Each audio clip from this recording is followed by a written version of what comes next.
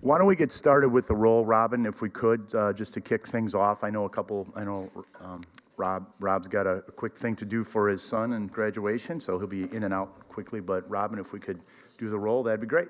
All right. Alderman Bob Bauman. Alderwoman Milele Cox. Mr. Grady Crosby. Here. Can you hear my video audio? Yes. Thank you. Great, thanks. Mr. Bill Christensen. Mr. Mark Flaherty. Representative Kaylin Haywood.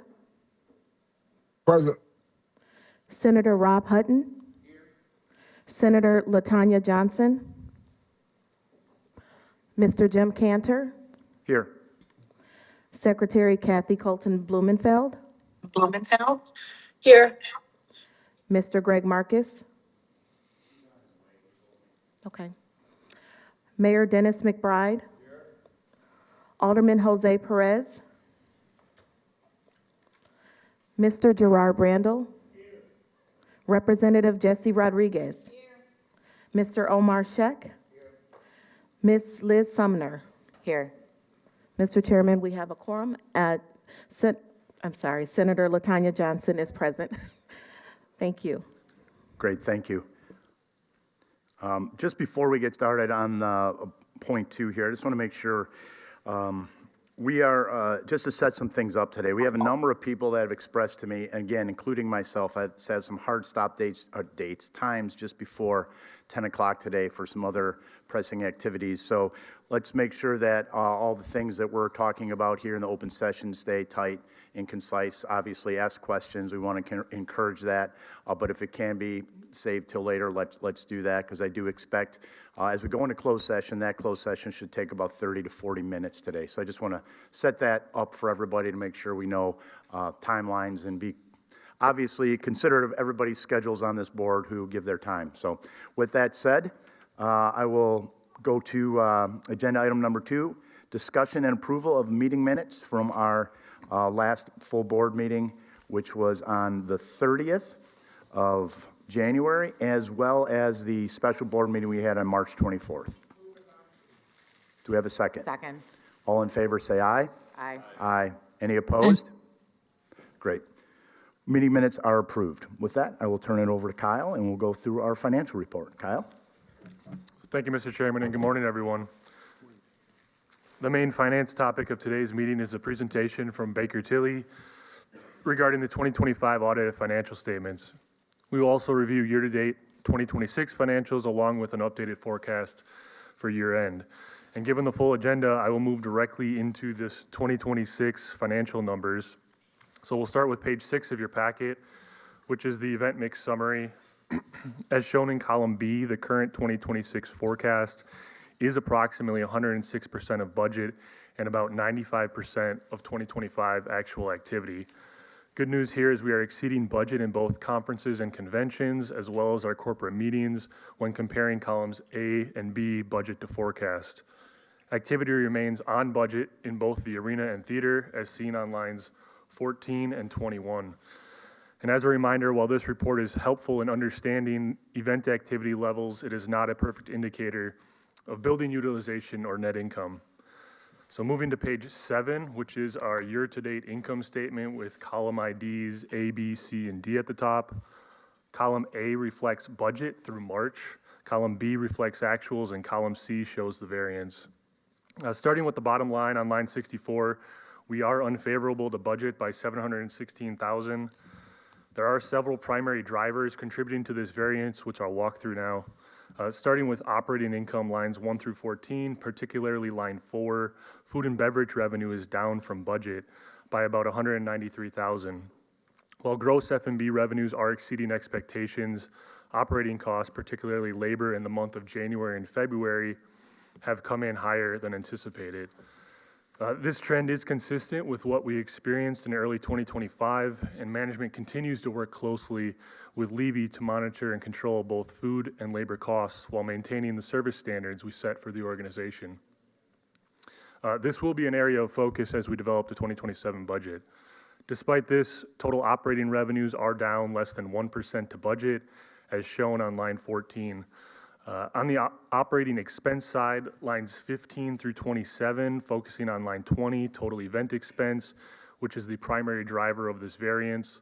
The total event expense relates to payments to arena tenants, with approximately $1.2 million driven by contractual obligations for food and beverage share, merchandise, and catering credits associated with the Admirals. It's important to note that food and beverage revenue share in this category is based on gross sales.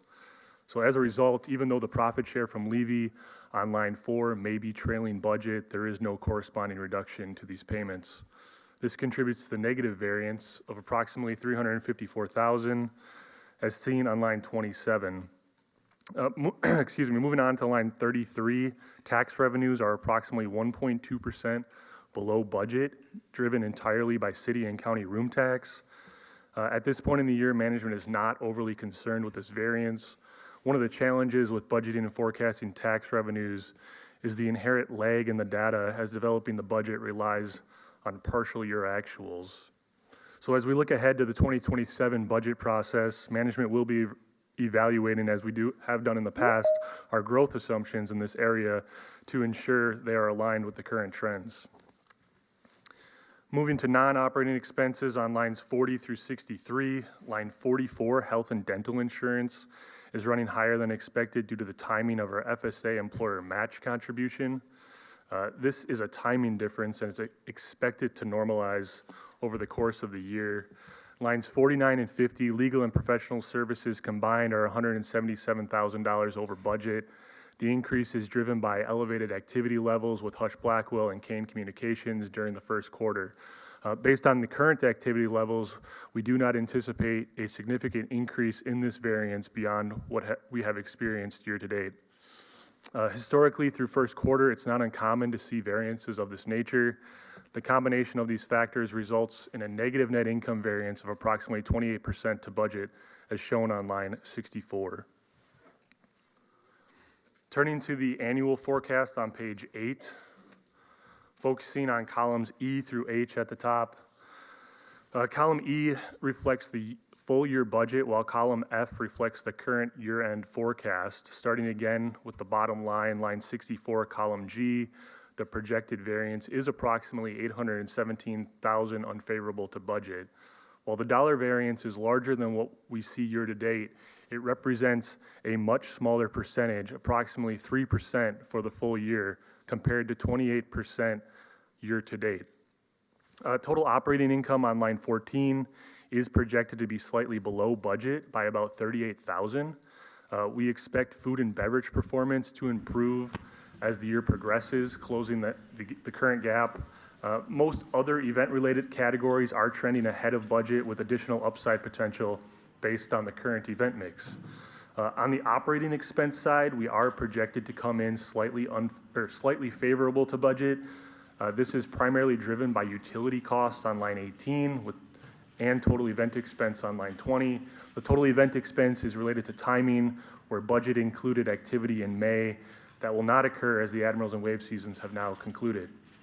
Moving on to non-operating revenues, lines 28 through 39. Tax revenues on line 33 reflect the current year-to-date shortfall, with the remainder of the year forecasted in line with budget. Tax revenues on line 37, the Bucks district ticket surcharge is below budget due to the absence of the playoff games. The budget had assumed one round of Bucks playoffs. As for the non-operating expense, line 48, Visit Milwaukee, is higher than the budget, driven by the 2025 performance payment exceeding prior estimates used during the budget process. Line 52, insurance expense, is $150,000 over budget, and this reflects higher than anticipated premium increases in a continuing hard insurance market, despite proactive work with Horton, the district's insurance broker, during the budget process. At that time, management was actively working with Horton on renewals and evaluating potential carrier changes on certain policies.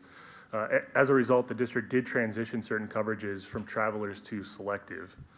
Overall, the district is projecting a $817,000 shortfall on a $28 million net income budget. At this time, management is not overly concerned with the full year outlook and continues to actively manage performance relative to budget. The current forecast does exceed our 2025 actuals, and operating revenues have been projected with a degree of conservatism. The primary areas of risk remain in tax revenues, which can be sensitive to broader economic conditions and spending related to legal and professional services. The balance of the calendar remains strong with opportunities for upside, and as a result, we may see improvement in the net operating income as the year progresses. Any questions on the income statements? Just real quick, Robin, make sure we note that Mr. Marcus, Senator Johnson, and Alderman Perez have joined. Thank you. Yes.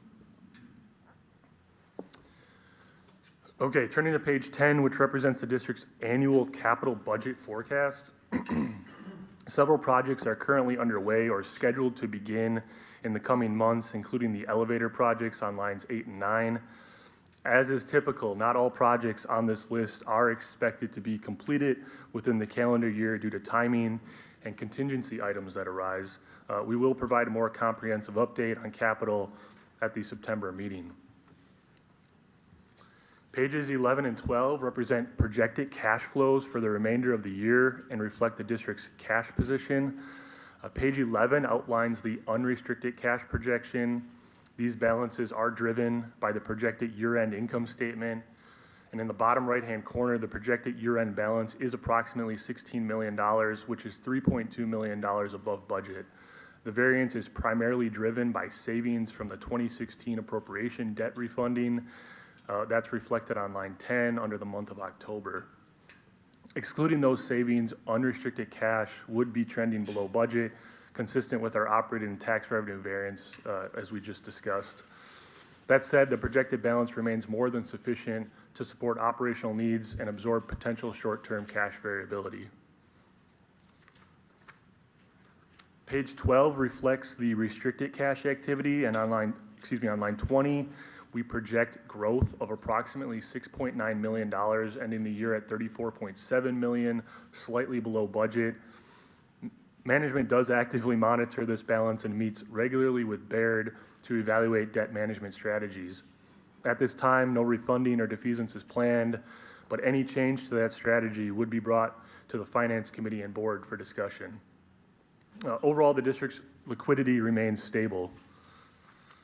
Mr. Chairman, that concludes my report. I'm happy to take any questions before we transition to the 2025 audit presentation from Baker Tilly.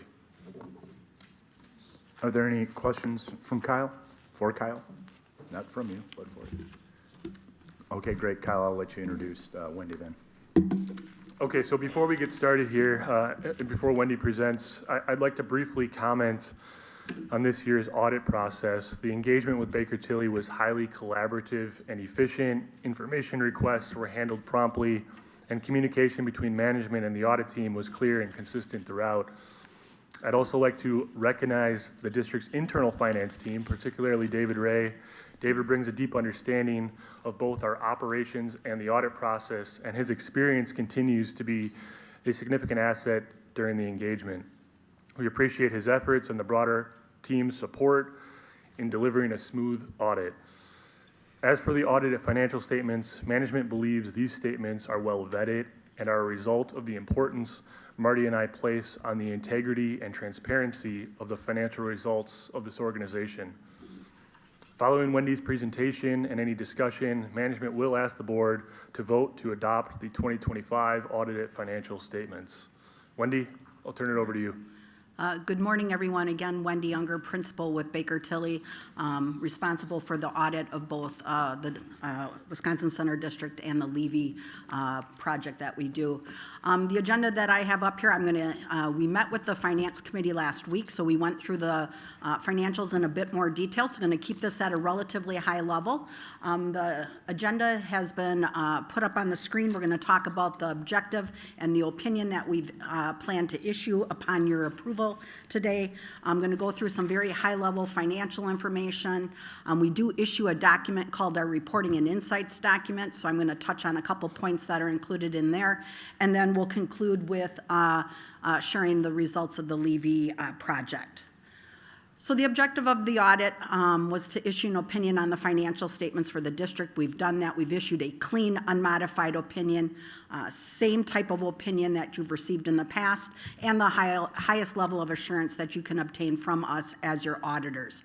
That clean, unmodified opinion means that the financial information is believed to be materially accurate. Generally accepted accounting principles have been adhered to.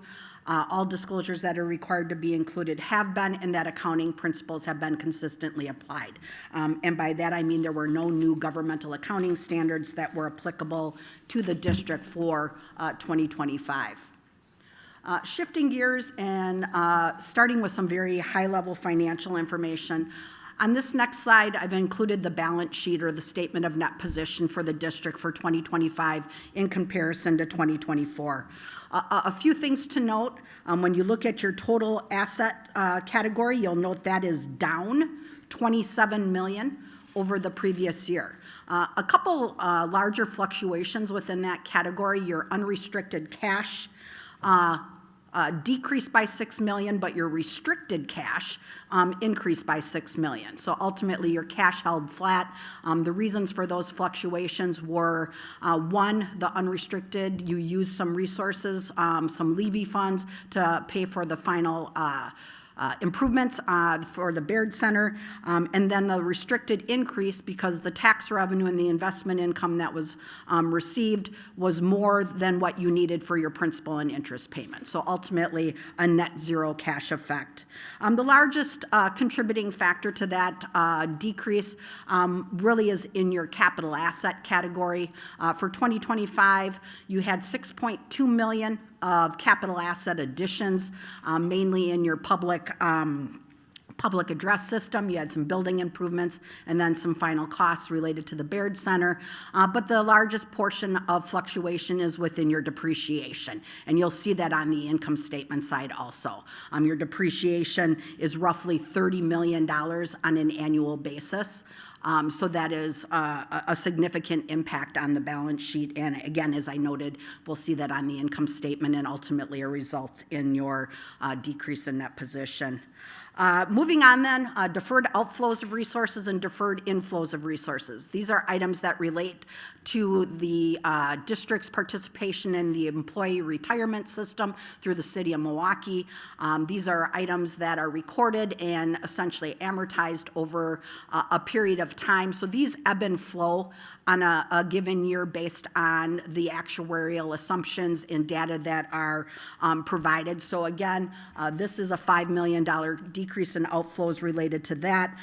Liabilities, you'll note roughly a $9 million decrease in liabilities. Portion of that, accounts payable, $3 million down, again related to some residual construction costs in the previous year that didn't exist. Happy to say also unearned revenue. These are monies that you've collected for future events. That's up $1.4 million over the previous year. And then ultimately in that long-term liability section, this is where your long-term debt, your pension liability are accounted for. And overall, accrued interest went up $17 million. So this is interest that's accruing on the long-term debt, but you paid down $19 million of principal over the past year, and your pension liability, again, that participation in the employee retirement system saw a decrease in the liability of $6 million. So if we move to the next page, this is the income statement. A couple areas, again, of fluctuation. When we look at the top portion, the revenue section up $3 million. Again, some ebbing and flowing that occurred. In '24 was the $4 million licensing fee from the RNC. That obviously that was not something that you received in '25. And then ultimately food and beverage sales and parking collectively were up another $4 million. 2025, you saw a full year of operations for the Baird Center, so operating expenses in the middle of the page. You'll see some increases there. Wages were up $1.2 million. You also had advertising and promotion costs that were up $1.3 million. And then ultimately that bottom line that you can see there, the $29 million compared to the 26, that is the depreciation figure I mentioned when we talked about the balance sheet. When we look at non-operating income, that 2/3 of the way down, relatively consistent, down roughly $1 million, and that is really in the interest income area, so less investment earnings during '25 compared to '24. So ultimately, the district saw a $22 million decrease in net position this year compared to an $18 million decrease last year. If you really look at that, the largest contributing factor is that depreciation figure that ultimately comes out of the net position figure. Moving to the next page, this is a very high-level cash flow. Probably the most important part is that bottom row where we show the change in cash, essentially a break-even year for the district from a cash flow standpoint. Used a little bit of funds, $229,000, but when you look at that in comparison to the previous year, $115 million, again, you were spending down the funds that you had for the Baird Center, so a very large decrease in cash. You can see that by looking a couple rows up, and you can see in that capital assets purchased row, the $115 million. I will also note that there is a large decrease in the principal payment year over year, and that was due to a $12 million payment that was made in '24 on the 2020 obligation. On the next page, this is where I've highlighted the reporting and insights communication. This is a separately issued document that we provide. Again, just a couple items to note here. We do include in that document a material weakness related to financial statement close. That is because we, as your auditors, prepare your audited statements. We also propose material journal entry related to the pension activity for the district. We include that in that document. It is required under our standards to be included in writing, so we utilize this document to do that. Also included in this document are other comments and recommendations, two-way communication.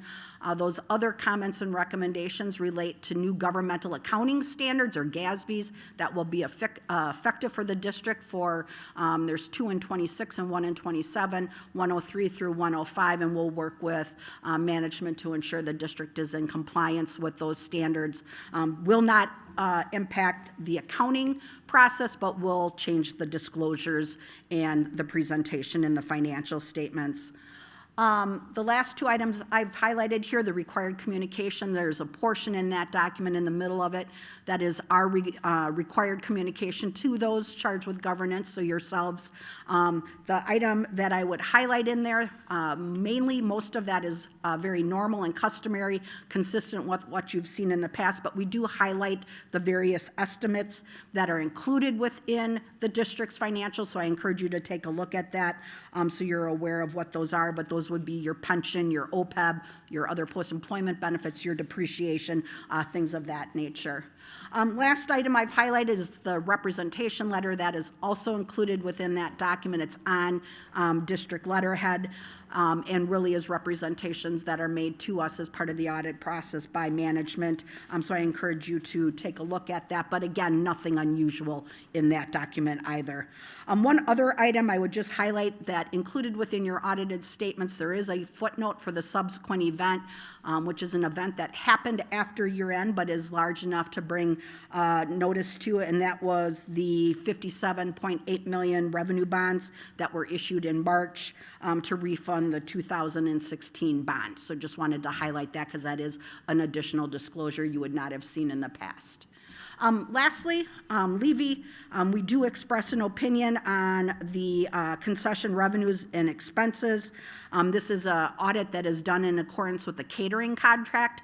And again, we had no issues or any items that we found to not be appropriate and accurate based on the work that was done. So nothing that I need to draw your attention to, but you should have a draft of that document in your packet also. On this last slide, gone through this very quickly to be mindful of your agenda, but I do have my email address, my work, and my cell phone. Happy to talk with any of you regarding the presentation, the audit, what we do, what we don't do. So please feel free to reach out. Again, happy to talk through it at a slower pace, but I'd also be happy to try to answer any questions you may have now, if there are any.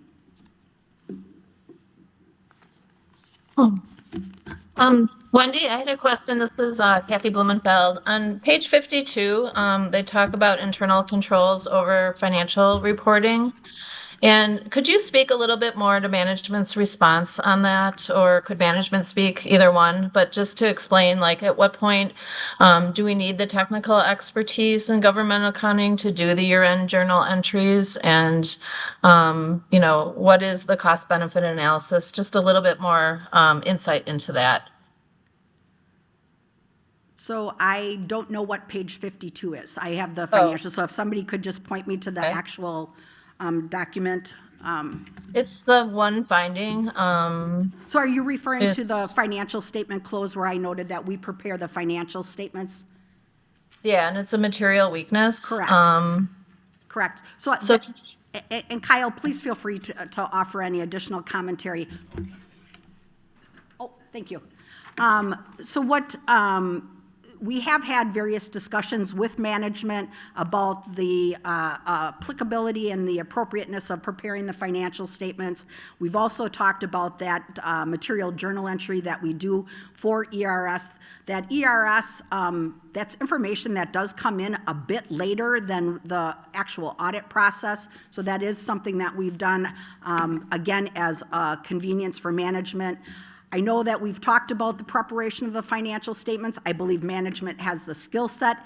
It's really more a time issue, if I am accurate in that. And again, Kyle, please feel free to modify as needed. Yeah, I can jump in here. Thanks for the question, Secretary Blumenfeld. The material weakness or the finding that's in the report has been there, I think, ever since Baker Tilly has audited the financial statements. And it's really related to Baker Tilly preparing the financial statements in conjunction with also preparing or completing the audit on the financial statements. So it's something that management has definitely been talking about even prior to when I was sitting in this position. And we are slowly and surely, with a new ERP system on board, starting to explore preparing those statements ourselves. We definitely, I do think, have the technical expertise to do so. It's just a matter of putting it in place and doing it. Okay, yeah, I think it's something we should move to. And in the condition on that page, it says that the district's personnel do not have the necessary technical expertise in governmental accounting, and I think you guys do. So it'd be something I'd suggest we move towards trying to take over in the future. Absolutely, yes, I agree. Thank you. Mr. Chair, this is Bill. On page 33 of our packet, it shows a 3-year history of net position, and wanted to give you a chance, Kyle, to elaborate a little bit on, what might be leading to that decline in net position, in particular unrestricted net position, and what your, I guess, general level of concern is about that. Thanks for the question, Bill. The net position calculation, the decrease in the net position calculation is really, like you said, related to that unrestricted deficit, which is the accumulation, and if I'm not mistaken, Wendy, is the accumulation of the district's change in net position, or basically its income over since the creation of the district. And that number I would expect to continue to grow at a decrease year over year. The number that's offsetting it will be the capital assets. I'm not overly concerned about it. I would love to somehow change the unrestricted deficit, but I think it's a culmination of the type of entity we really are. Wendy, do you have anything to speak to that? I think you've covered it very nicely, Kyle. Again, as we talked, I mean, that deficit exists because of the ultimate depreciation that occurs on an annual basis. And as you can see in the 3-year trend, you went from a 17 million to a 29 million depreciation figure. So that ultimately impacts that. The way that unrestricted net position will start to go positive is when the district positively adds to net position on a going forward basis that is not depreciation related. So when you look at that figure, you should see that going positive if and when that income statement activity, again, swings to the positive. Thank you, Wendy and Kyle, I appreciate that. We're just presented with a lot of numbers in these reports, and when you see a year-over-year Yeah. decline, it's good to get the understanding of why that is, so thank you.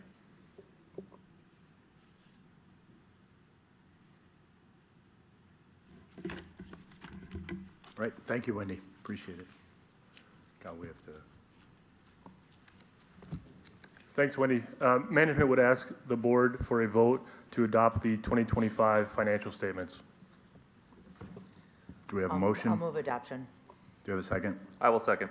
All in favor, say aye. Aye. Any opposed? All right, audit is adopted. Thank you, Kyle. All right, I will now turn it over to Marty for our CEO report. Good morning. Thank you, Mr. Chairman.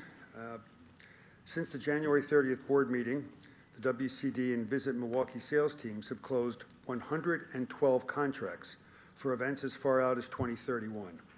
The combination of our food and beverage minimums, WCD's rent, and the citywide economic impact is projected to be over $50 million for just these events. I had intended to review our past 3 months of event activity and give you some highlights for the coming months, but in light of your suggestion to move forward, I will, if anyone would like to see that information, we do distribute my notes to the staff afterward where this is detailed, so if you're interested in seeing that, happy to add you to the distribution list.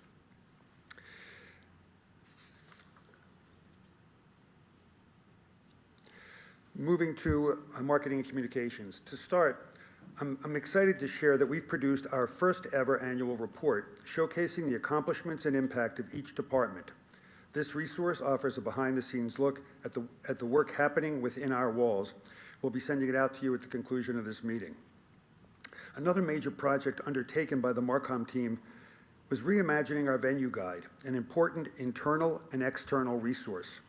With months of work and input across departments, we're excited to have this upgraded guide to our operating and selling arsenal. This will be hot off the presses next week as well. Exhibitor Magazine once again named Baird Center as one of North America's 2026 Convention Centers of Excellence. We also kicked off 2026 with a major international honor, being named one of the top 100 convention centers in the world, cementing Baird Center as an international contender for events. While the expansion is delivering award-winning results, the bulk of that praise is a result of our people and culture. BPX is more than a motto. It is the words we operate by and the bar we strive to reach in having an unmatched workplace and unbeatable event experience for our guests. The Wisconsin Central District was named a top workplace in southeastern Wisconsin for the third time by our employees and the Milwaukee Business Journal. For the first time, we were one of 300 organizations selected as a top workplace in the United States by USA Today.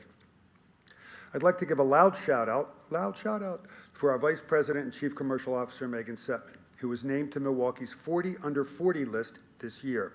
This is incredible and well-deserved, and a reflection of the energy, leadership, and vision she brings every day, especially in helping position Baird Center as a standout destination. Our fourth annual Gala Giveaway promotion kicked off in February. The annual contest provides a Milwaukee area 501c3 nonprofit organization a complimentary gala experience in the stunning rooftop Baird Ballroom, valued at $65,000.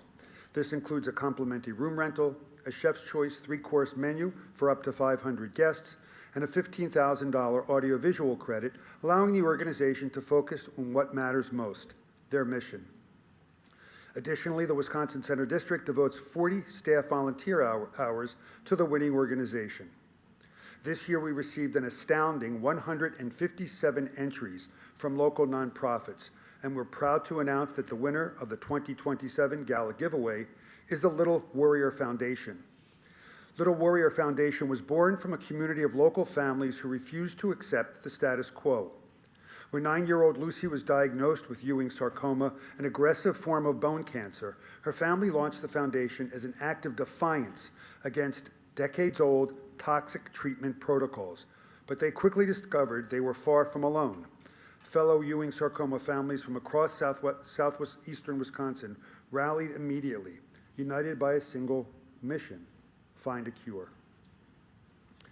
This year, the district is proud to unveil 7 new murals throughout our back-of-house corridors. In partnership with 4 talented local artists, we set out to bring our bold, proud, experience-obsessed ethos beyond our public spaces, building on the same commitment to art and storytelling reflected in the We Energies Foundation Art Gallery. What once were blank, utilitarian walls have been transformed into vibrant, welcoming environments, spaces that reflect the energy of our organization and the people who power it every day.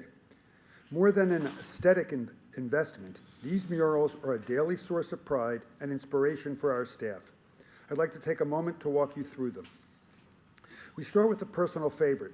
We had the privilege of welcoming Tia Richardson, a renowned Milwaukee muralist, to create a piece of for our organization. Her work is often guided by listening and curiosity, which is why she gathered 14 staff members from across the organization, different roles, departments, and perspectives, and asked them to reflect on what makes a Wisconsin Center district feel like home. What emerged was something deeper than a single idea, a shared identity shaped by the people behind the work and the mindset that drives them forward: bold, proud, experience-obsessed. That collective vision became driving force for community. A mural created not just for staff, but with them. Specifically, she hosted a community paint day in which all staff were welcome to actually paint parts of the mural, leaving their mark. More than 30 staff participated, and the final piece represents our team in every imaginable way.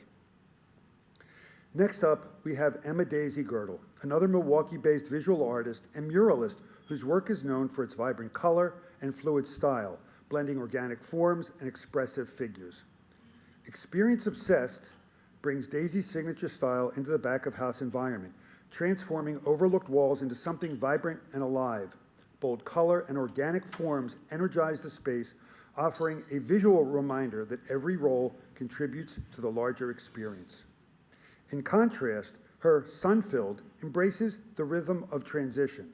Installed by the staff locker rooms, the piece blends bright and muted tones to meet people where they are, infusing energy at the start of a shift while offering a sense of calm at its close.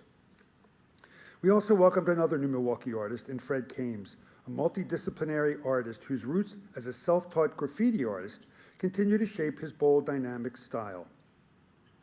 Balancing digital design with hands-on mural work, he brings energy and intention to spaces often left unseen. For his piece, Bold, he challenges that graffiti influence and does exactly what its name promises. The piece commands attention with layered color, sharp angles, and geometric forms that feel in constant motion. It transforms the back-of-house corridor into a space of energy and identity, one that mirrors the forward-thinking, creative spirit at the core of the district. In contrast, Elixir of Life moves with a quieter power.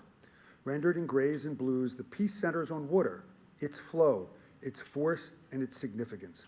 A large native fish and a sweeping waterspout reference the 3 rivers that run through downtown Milwaukee and into Lake Michigan. More than a visual shift, the mural becomes a reminder of the city's lifeblood, of our relationship to it, and the responsibility to protect what sustains us. Finally, we welcome back one of our favorite artists in Greg Gossel, who is well known for his layered, pop art-inspired work that merges imagery, text, and color into immersive visual stories.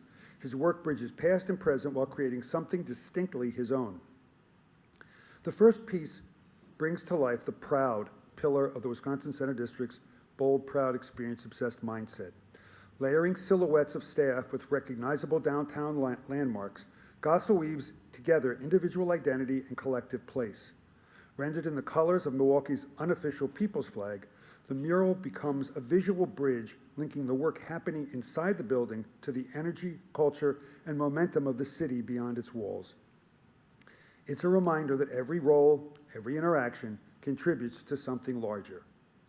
In contrast, Bruce City Buzz shifts the tone while keeping that same sense of connection at its core. Installed outside the staff training and break room, the piece captures the spirit of summer in Milwaukee. food, festivals, movement, and joy.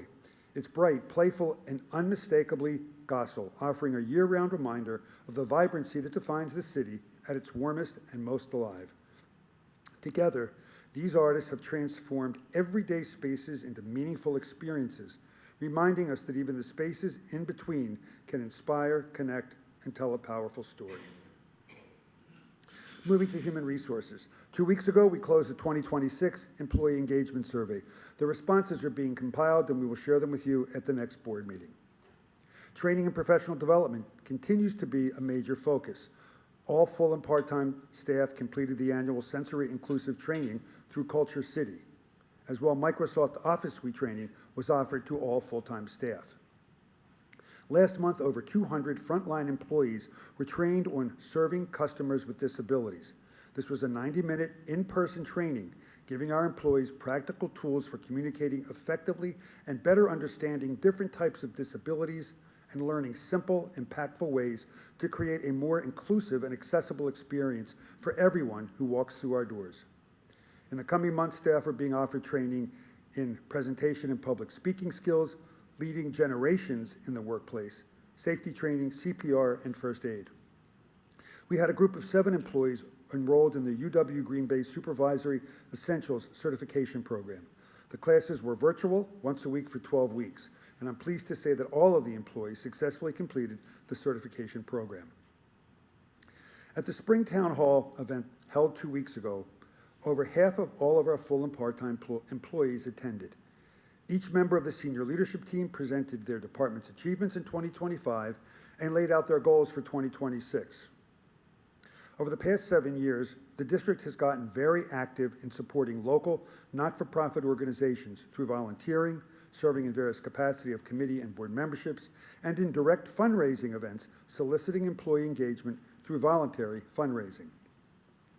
This year, as part of our participation in the United Performing Arts Fund's drive, we held an employee showcase in the Miller High Life Theater.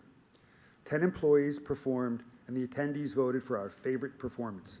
Shaprella Johnson, a member of our guest services team, was voted the winner by the audience for her performance of "And I Am Telling You" from the Broadway musical Dreamgirls. Of note that night was also a performance by Thomas Mann, who wrote and performed a parody of the song "Be Our Guest" from Beauty and the Beast, making it his own entitled BPX. Thomas recreated his performance during the town hall. Please enjoy 1 minute and 30 seconds from his 4.5-minute live performance and pay attention to how our staff engaged with Thomas and enjoyed his performance. By USA Today as one of the top workplaces in the country.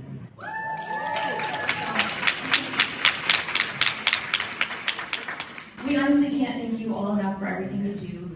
You're all the heartbeat of the organization, and we are so appreciative of everything you do. We really do have the best team ever. Okay. Now for the fun stuff. Let us present to you Thomas Mann performing BPX.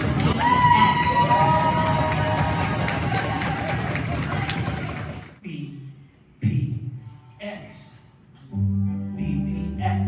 Put Baird Center to the test. Put your lanyard around your neck, 10D, and we'll provide the rest. Pokemon, Yu-Gi-Oh! If you like cars, we've got your show. If you want ink, that's not suspicious. Tattoo Fest will grant your wishes. We've got cheer, we've got dance. You can even find romance. For a conference here is never second best. BPX, BPX, your command is our request. It's our motto, full power and experience success. For your meals and your needs, we've got CTI and leave. When the citizens start voting, the democracy starts flowing. Counting votes, one by one, till our citizens. And we'll count them all again at their request. And with style and grace, we've won the top workplace. BPX,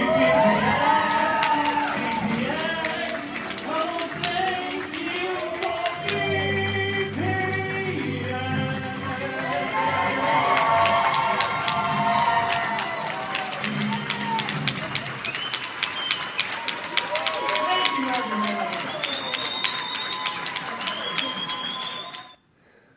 In closing, I want to acknowledge that serving an organization effectively requires alignment around mission, stewardship, and shared responsibility.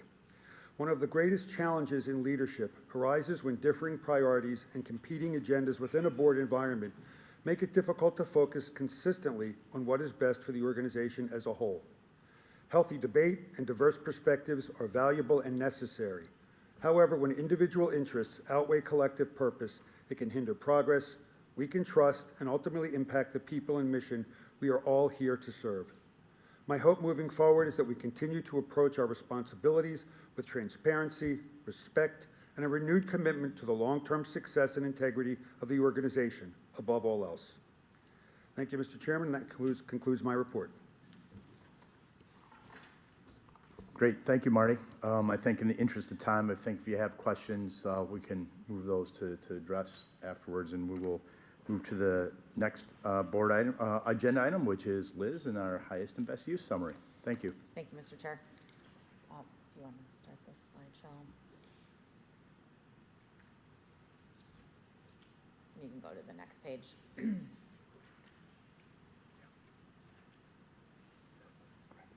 So just to start with a little bit of background, the study was commissioned because of three things that had come up. Essentially 2 leases, one for the Admirals and one for UWM, expiring within the next few years. 2 Wisconsin Center District assets, the arena and the theater, both requiring significant investment in the coming years, and then a broader effort to explore how to better utilize the Wisconsin Center District assets. Next slide. It's the January 30th board meeting. Board Chair Jim Cantor announced the formation of this special committee, and I was asked to chair it. During the course of 3 months, our committee members heard from a variety of presenters that took the time to meet with us and help us better understand the information presented in the study and needs of the Milwaukee Convention Center hotel market and the current state of the hotel market. So on the next slide, you will see our presentation timeline and those that we heard from. I think it was a good representation of, first of all, just an overview of the study itself, and then representatives that you would consider to be more in favor of increasing room size here in Milwaukee, and those that have some reservations regarding it. And then some information also on financing options. And then the next slide. At our first meeting, we established a charter that we used as a framework while we were working through the presentations and our discussions. And that started with, our main question is, does Milwaukee need to pursue a convention center hotel? Secondly, where should it be located? Whether or not the Wisconsin Center District is the catalyst for getting the convention center hotel sited, financed, and built, and is there a different or better catalyst? And so on to our recommendations. They're listed on these 2 slides that you can find in the packet. I will go ahead and read a statement that the committee put together that kind of summarizes our findings. So our highest and best use subcommittee was asked to determine whether Milwaukee needs a convention center hotel. After reviewing the consultant's report, we held a series of meetings to hear presentations from tourism, financing, and hotel industry experts who expressed a variety of opinions. Following those meetings, we unanimously decided that Milwaukee does need a convention center hotel. We did not decide where the hotel should be located or whether the Wisconsin Center District would be the right catalyst. Our recommendation is to explore hotel room expansion as a long-term strategic objective while avoiding premature decisions on site, financing, or ownership.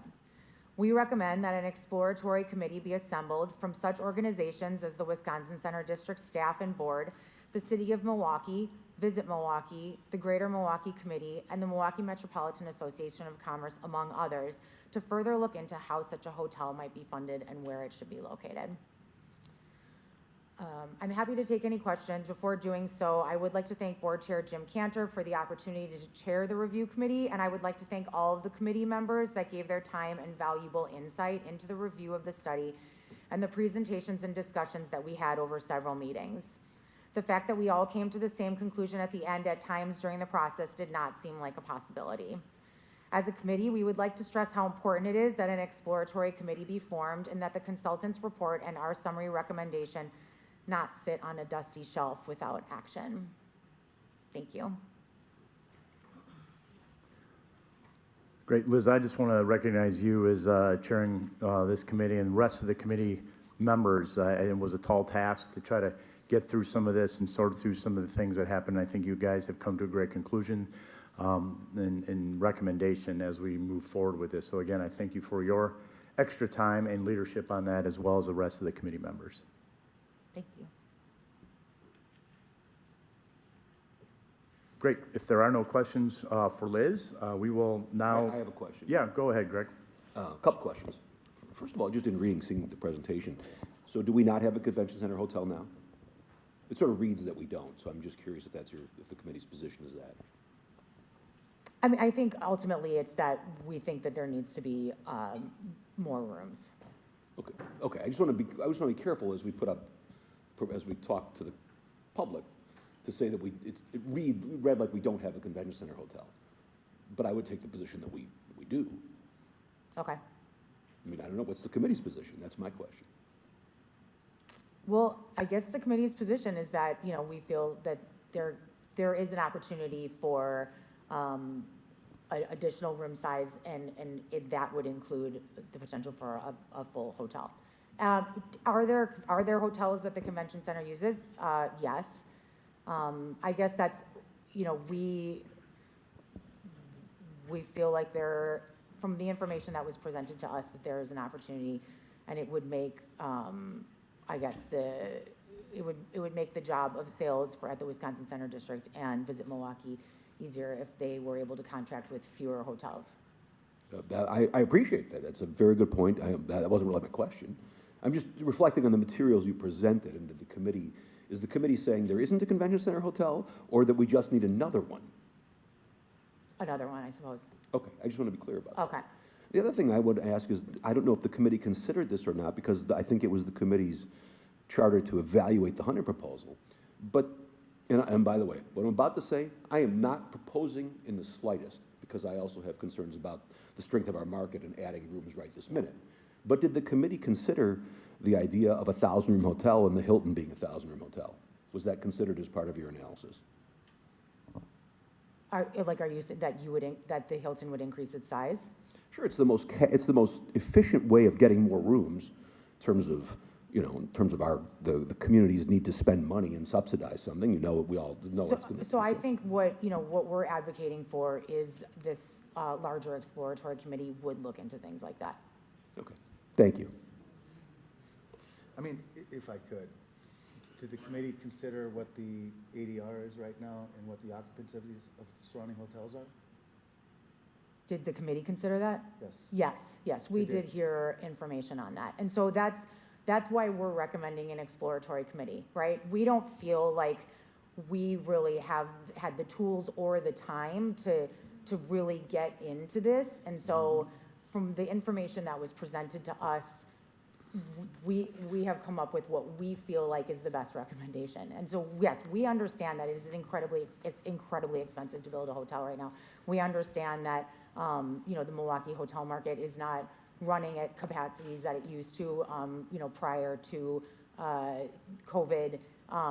You know, we understand all those things. We just felt like this was what we have presented is, and our statement is the conclusion that we came to, based on the information that we had. But, you know, we're not considering locations. You know, we looked at all the other questions on our charter and felt like, you know, we were not able to answer those, you know, given the time and capacity and qualification constraints.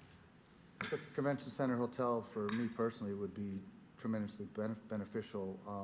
I think you should consider right now, if the occupancy of the other hotels aren't where they should be, are we gonna try to wipe out a lot of our local players, right? And how are you gonna pay for that? How are you gonna pay for the convention center?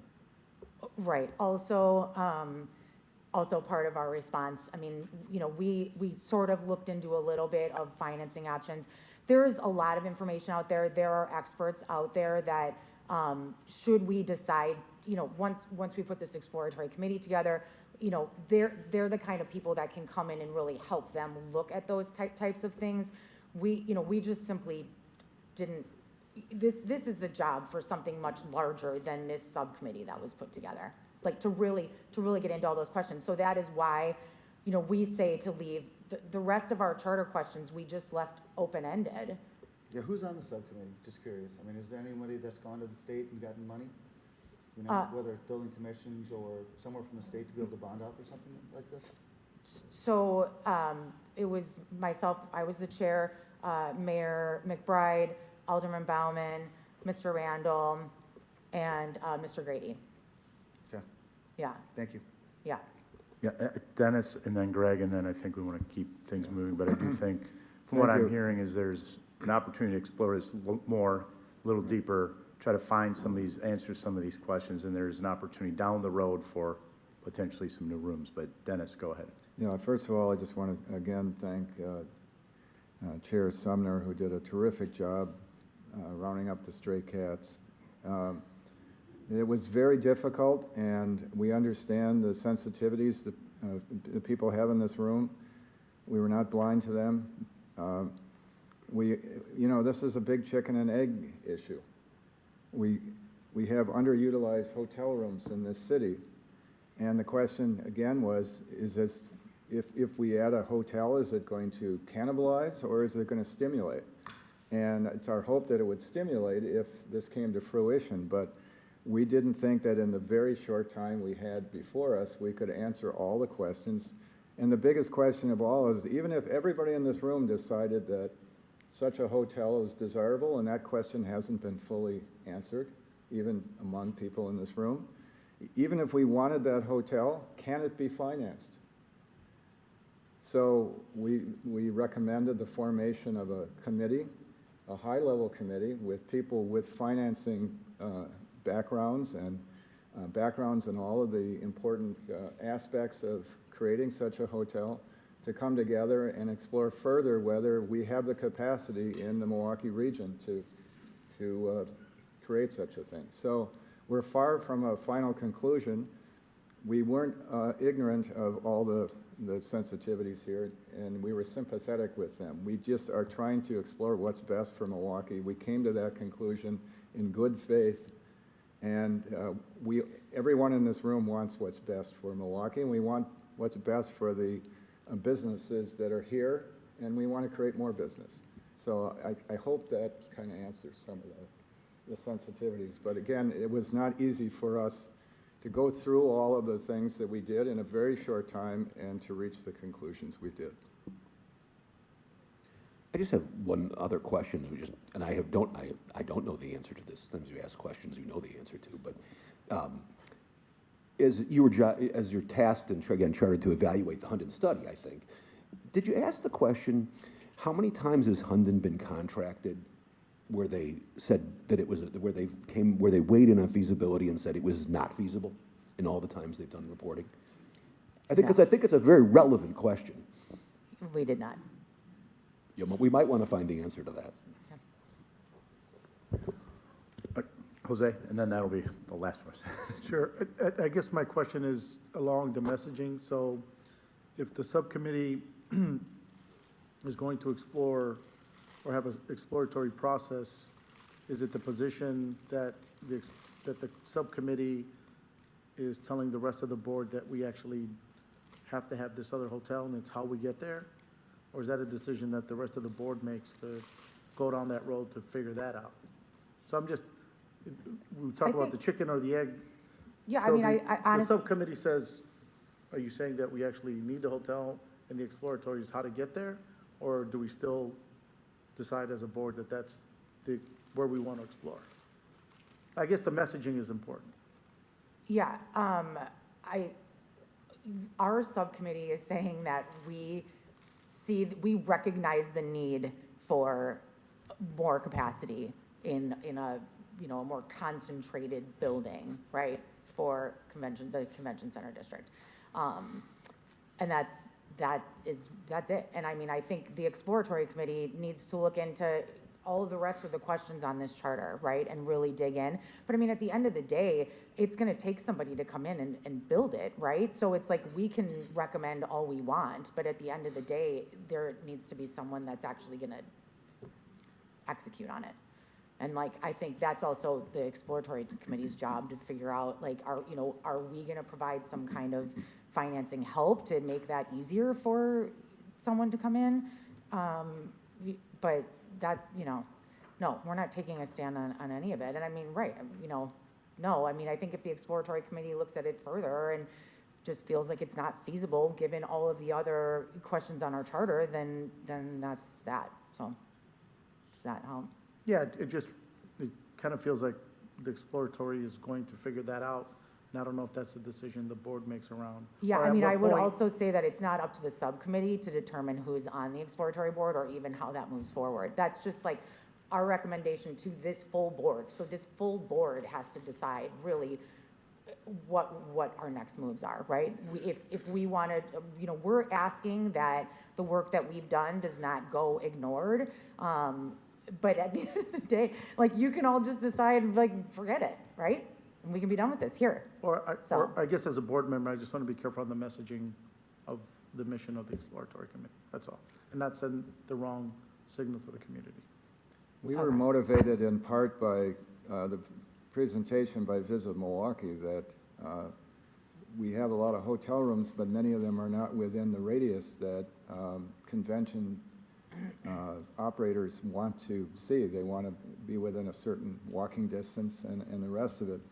And from my personal standpoint, I'd be delighted if the Marcus Corporation got the support it needed to create additional capacity, if that's what was desired. I mean, we don't want to take anything away from local operators. We want to make sure that what Milwaukee needs, Milwaukee has, and what the Baird Center needs, it has, so that we can attract all the conventions that Milwaukee is capable of attracting. But it's only a preliminary finding, I think, of the committee that, subcommittee, that we think that this is a serious issue that needs to be explored further by people at the highest level with the greatest expertise in all the areas we need. Thank you. Who's running the meeting? Bob, yep.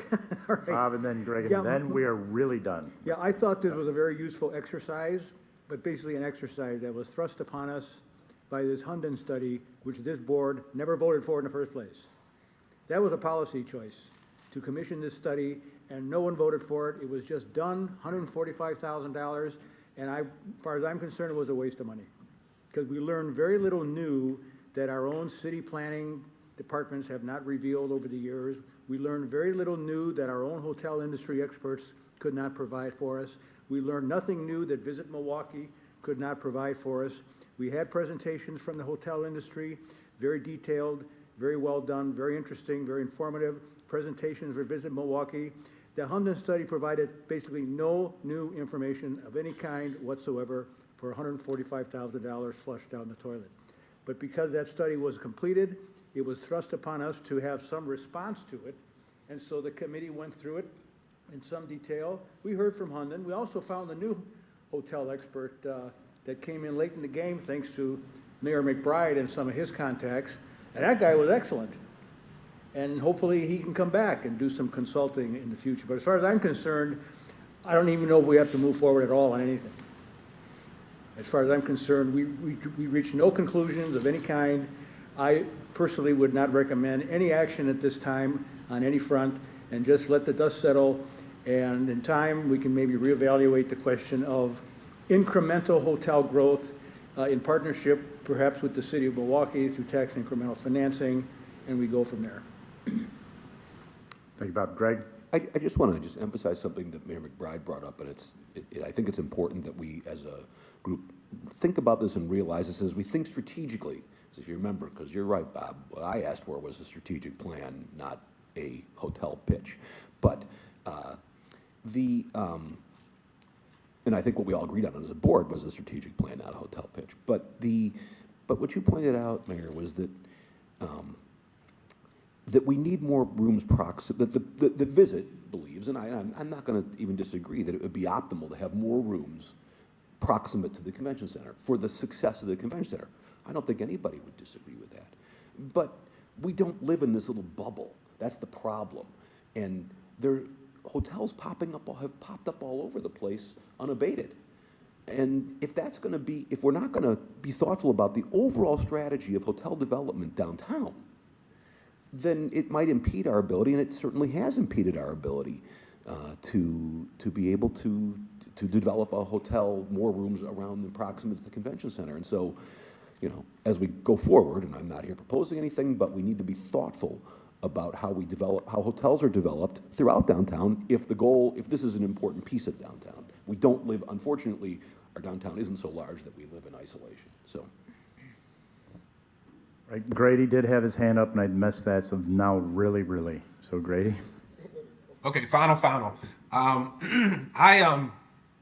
just wanted to say I agree with Bob that this was kind of thrust upon us, and the subcommittee did the best that we could. But I think what we're saying is that the Hunden study was not ready for prime time, and that if we're going to do this, we need to really do it right. And that's what our final recommendation is, that we need to put together a cross-functional, cross-skill-based, cross-representative subcommittee to really explore all of the things that are being raised in this room right now. But as for the Hunden study, we should go on and play taps and let this, die a peaceful death. All right, thank you for the work, the feedback, the questions. I think all warranted, and obviously we have on the record. So the next two items, future Nate's got that in your board packet, and then any discussion items there. So the last item, the board will now consider and vote on convening in closed session to consider the employment, compensation, or performance evaluation data of a public employee pursuant to Wisconsin State Statute 19.851C. I'll ask a motion to enter into closed session. Do I have a second to enter? All in favor, say aye. Please, Robin, check the ayes, the nays, and the abstentations. Alderman Bob Bauman. Alderwoman Milele Cox. Mr. Grady Crosby. Aye. Mr. Bill Christensen. Mr. Mark Flaherty. Mark? Aye. Representative Kaylin Haywood. Yes. Ayes or nays? Yep. Senator Rob Hutton. Senator LaTanya Johnson. Mr. Jim Cantor. Aye. Secretary Blumenfeld. Aye. Mr. Greg Marcus. Aye. Mayor Dennis McBride. Aye. Alderman Jose Perez. Mr. Gerard Randall. Representative Jesse Rodriguez. Mr. Omar Sheck. Ms. Liz Sumner. Aye. Thank you. Great. The motion is adopted by majority vote, and we'll now move into closed session as noted on the agenda. Following the conclusion, please listen. Following the conclusion of the closed session, the board will adjourn the meeting and will not reconvene in open session.